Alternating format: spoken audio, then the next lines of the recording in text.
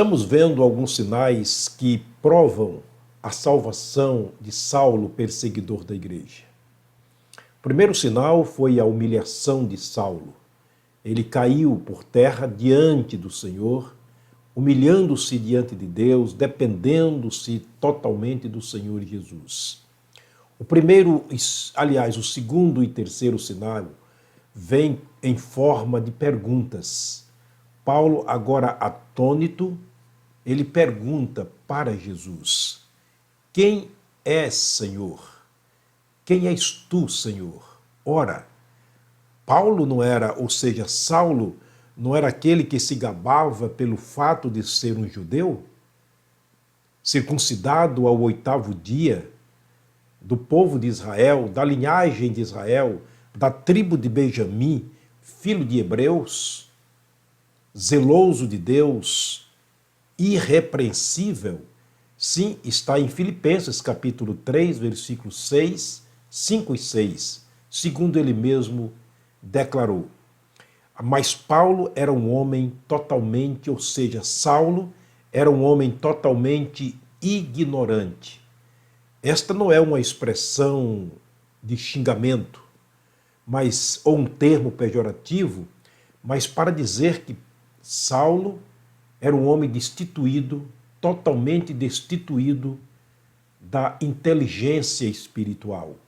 Embora sendo um homem sábio, sendo instruído aos pés do mais venerado doutor da lei da época, Gamaliel, era um homem totalmente destituído da mente espiritual. Ele não tinha o conhecimento de Deus, ele não tinha o conhecimento do alto, ele não tinha o conhecimento espiritual. Ele mesmo disse, depois da sua conversão, escrevendo aos Coríntios, que o homem natural não compreende as coisas do Espírito de Deus, porque elas se discernem de maneira espiritual. Saulo era um homem que tinha muito conhecimento da religião em que ele fora criado. Nós somos também assim. Às vezes nós somos formados de maneira a entendermos os preceitos, os dogmas de uma religião, mas Deus e Jesus não são uma religião. Jesus mesmo disse: eu sou a vida, eu sou a verdade. Conheçam a verdade libertará vocês. Se a verdade libertar vocês, vocês verdadeiramente serão livres. Portanto, Saulo era esse tipo de pessoa, cheio do conhecimento religioso, cheio das práticas religiosas, mas totalmente vazio de Deus.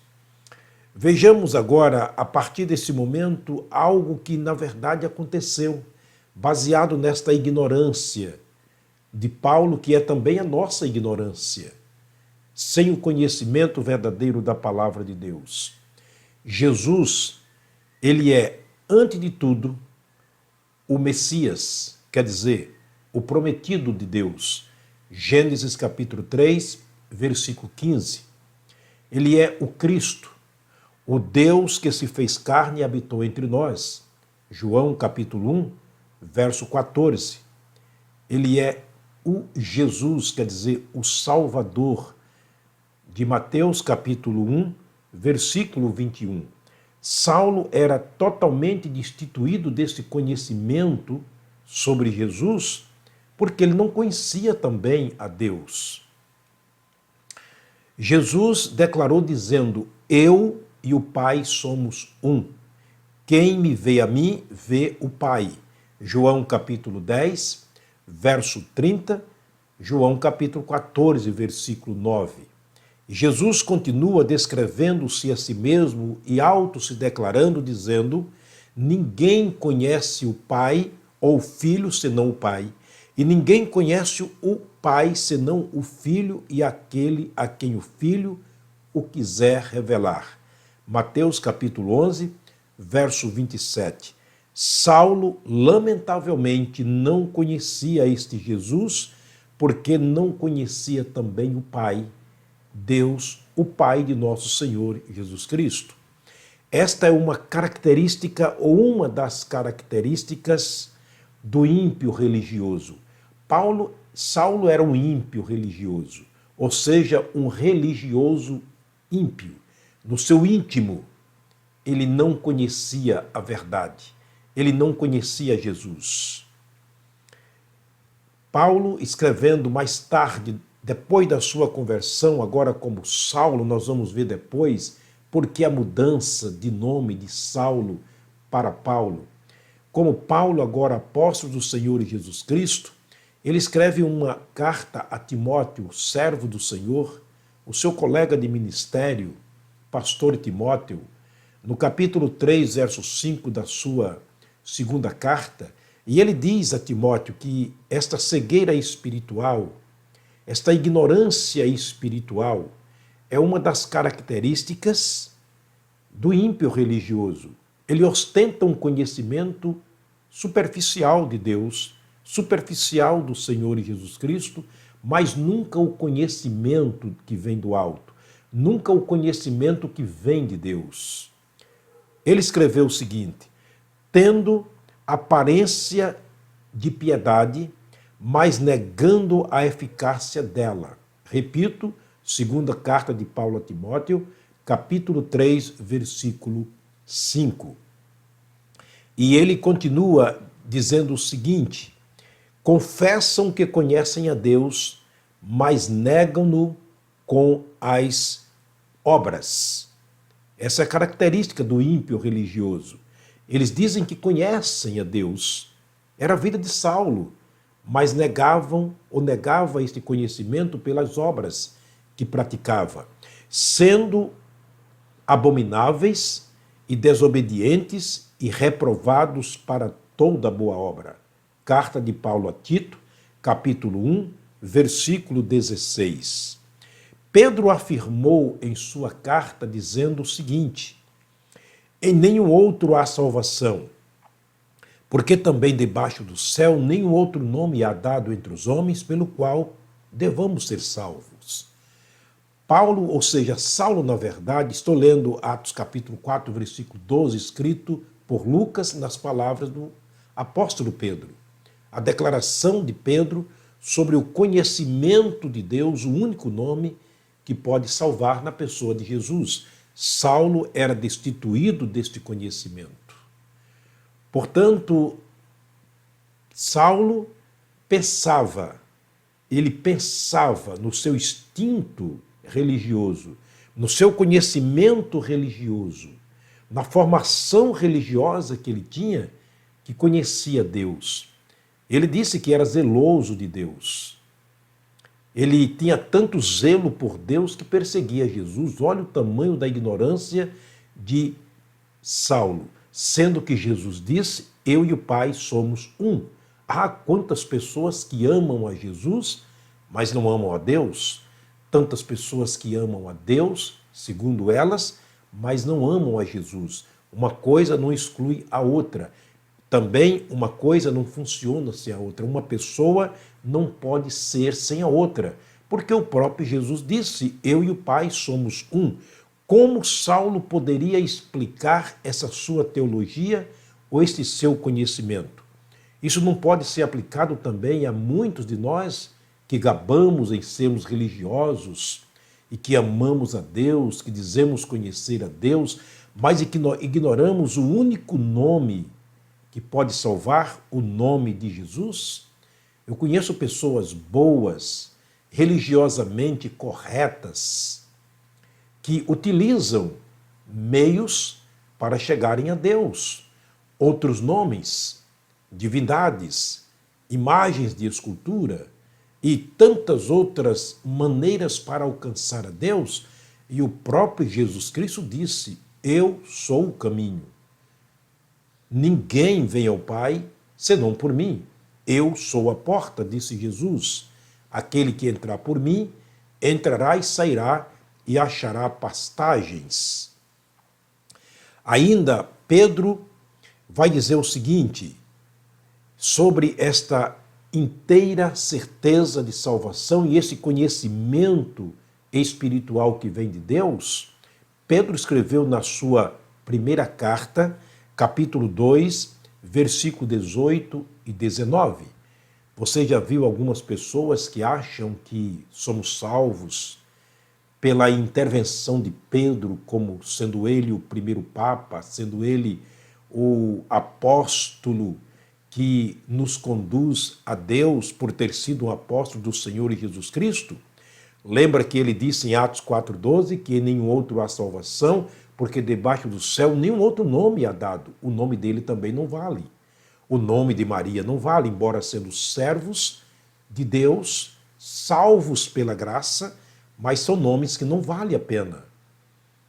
E ele mais tarde vai escrever dizendo, o apóstolo Pedro vai dizer para nós, repito, na sua primeira carta, capítulo 2, versos 18 e 19, o seguinte: não foi com coisas corruptíveis, como prata ou ouro, que fomos resgatados da vã maneira que nós vivíamos, que por tradição recebemos dos nossos pais. Quantas vezes nós somos dirigidos, conduzidos, alimentados pela ideia que recebemos dos nossos pais? Será que eles tinham razão em nos orientar religiosamente através de um preceito religioso, de um pensamento religioso, porque também eles receberam de seus pais? Já tenho evangelizado algumas pessoas e elas dizem o seguinte: olha, minha mãe ou meu pai me ensinaram assim, eu vou morrer assim. Mas será que eles tinham razão naquilo que eles nos ensinaram? Ou a palavra de Deus tem a razão? Ou o próprio Jesus tem a razão? Esta era a ignorância de Paulo. Instruído religiosamente, como Saulo, perseguidor da igreja, instruído religiosamente, mas inimigo do Senhor Jesus Cristo e da sua igreja e daqueles que a ela pertenciam como membros. Portanto, Paulo diz, repito mais uma vez, Pedro, melhor dizendo, eu vou repetir mais uma vez o que ele disse: não foi com coisas corruptíveis como prata ou ouro que fostes resgatados da vã maneira de viver, que por tradição, por informação, por doutrinação, recebestes dos pais de vocês, mas, no entanto, com o precioso sangue, como de um cordeiro imaculado e incontaminado. Portanto, fica muito evidente que a ignorância de Saulo era uma ignorância espiritual, uma ignorância de berço, uma ignorância que ele havia recebido no meio religioso em que ele fora criado. Não devemos estribar nos nossos próprios pensamentos, no nosso próprio conhecimento, porque o conhecimento do homem, a sabedoria do homem, disse Paulo aos Coríntios, é loucura diante de Deus. Ela não pode alcançar a Deus. A resposta de Jesus a Saulo foi uma resposta direta. Ele disse: eu sou Jesus a quem tu persegues. Atos capítulo 9, versículo 9. Portanto, fica muito evidente que Saulo, embora sendo um homem sábio, intelectualmente falando, era um homem totalmente destituído da sabedoria divina, da sabedoria espiritual. A Bíblia diz que as coisas que o olho não viu, não subiu ao coração do homem, não se viu com os olhos, são aquelas que Deus preparou para aqueles que o amam, cujas coisas são reveladas pelo Espírito Santo de Deus através da sua palavra, que é um mistério para aqueles que não conhecem Jesus. E conhecemos Jesus através da sua palavra. A palavra escrita, a palavra, ou melhor dizendo, a palavra falada, a palavra que foi escrita, a palavra que deve ser lida, que deve ser meditada, que deve ser guardada e que deve ser usada. Portanto, esta é a palavra que nos ensina, esta é a palavra que nos instrui. Deus instrui-nos não através dos nossos pais. aqueles que têm pais cristãos, que têm o conhecimento de Deus, que têm a mente do Espírito Santo, parabéns. Eles devem instruírem os seus filhos. Salomão disse: instrui o menino no caminho que deve viver. Mas como eu devo instruir o menino no caminho que deve viver, se eu estou no caminho errado, como no caso Saulo estava trilhando por um caminho errado e tentando incutir naqueles que lhe seguiam que estava certo, andando pelo caminho errado. Salomão disse: há caminhos que ao homem parece direito, mas o fim deles é a morte. Portanto, somente aqueles que têm o conhecimento de Deus podem transmitir o conhecimento de Deus. Só aqueles que têm a mente de Deus podem pensar como Deus pensa, podem ver como Deus vê, podem agir como Deus age. Por isso, o primeiro passo na vida de Saulo foi o arrependimento.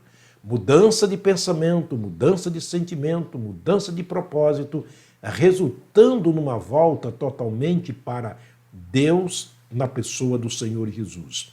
Espero que essas lições sobre Saulo venham fortalecer-nos como salvos e que possa instruir a você que ainda não conhece o Senhor Jesus como Salvador pessoal, embora tendo um conhecimento global, religioso de Deus, como no caso Saulo tinha.